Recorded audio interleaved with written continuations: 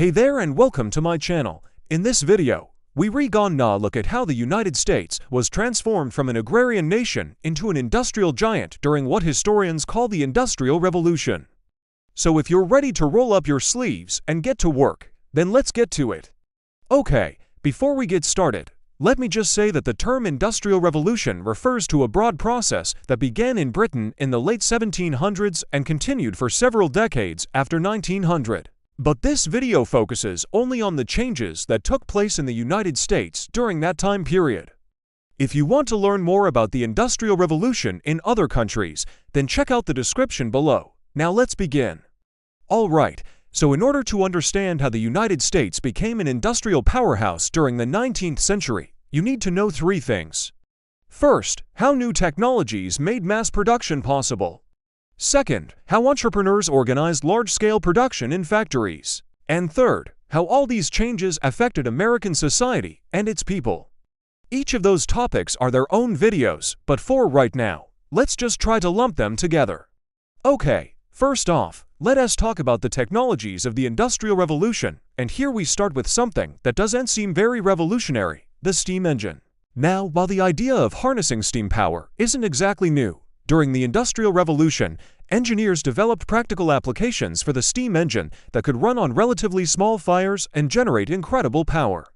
That meant the steam engine could be used to run machines in factories, pump water out of mines, power locomotives, propel steamships on waterways, etc. Basically, it gave humans the ability to harness the power of nature on a scale never seen before. But wait, there's more. This other technology that seems kind of minor at first glance also helped launch the Industrial Revolution, and that was the invention of the Bessemer process.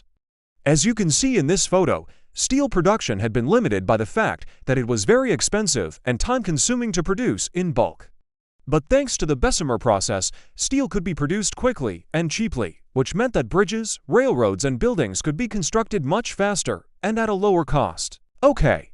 Now to better understand how these technologies worked, let's take a closer look at the steam engine and the telegraph, two innovations that were perfected during the Industrial Revolution. Alright, so the first thing you got to know about the steam engine is that it harnesses the power of steam to create mechanical energy. And here's how it works. Water is boiled, which creates steam, and that steam pushes against a piston, which turns a wheel, which generates power. Now, what makes the steam engine such an innovation is that it can harness this power to do useful work like running machinery or moving a locomotive. Okay, so now let's talk about the telegraph.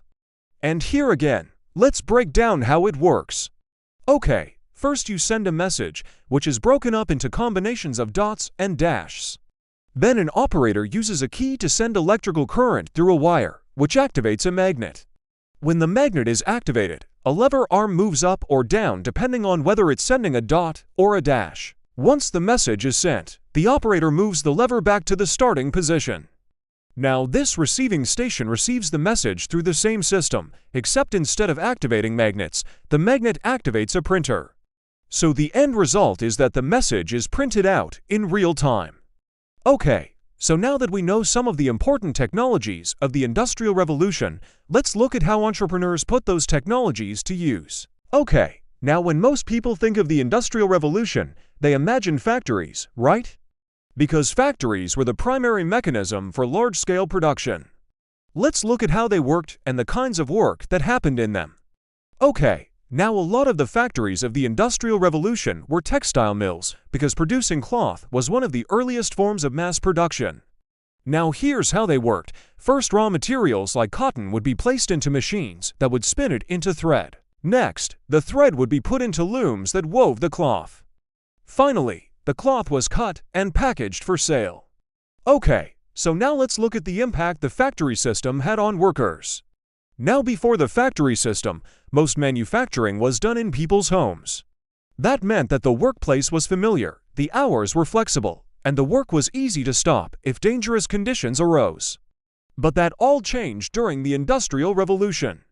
You see, in order to increase production, factory owners created a more efficient workplace. They brought all of the machinery into one building, hired workers to run the machines, and introduced the concept of interchangeable parts. Not only did this make production easier and cheaper, but it also led to more goods for sale and increased profits for factory owners. Okay, now along with creating new technologies and new ways of organizing production, entrepreneurs also built new transportation systems to move people and products. And here's where the railroads come in. Not only were trains faster and more efficient than any previous mode of transportation, but they also connected distant markets in ways that were never possible before. In fact, the expansion of the railroad network across the United States can be charted in maps like this one. And as you can see, the network began on the East Coast and gradually expanded westward throughout the entire country. So now that we know how the Industrial Revolution improved efficiency and profits, let's turn our attention to how it impacted society. Okay, now you already know that the Industrial Revolution caused massive changes to the workplace, but let's dive a little deeper. First off, let's look at urbanization. As people fled rural life for new opportunities in manufacturing, cities grew rapidly, doubling and even tripling in size within a few decades. Second, let's look at the standard of living.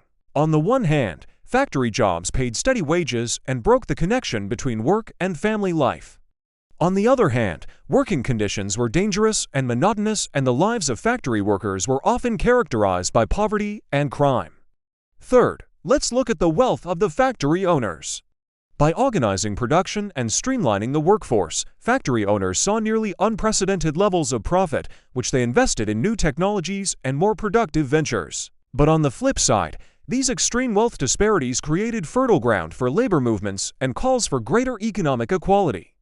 Okay, so now let us finish up by looking at the impact the Industrial Revolution had on everyday life in America.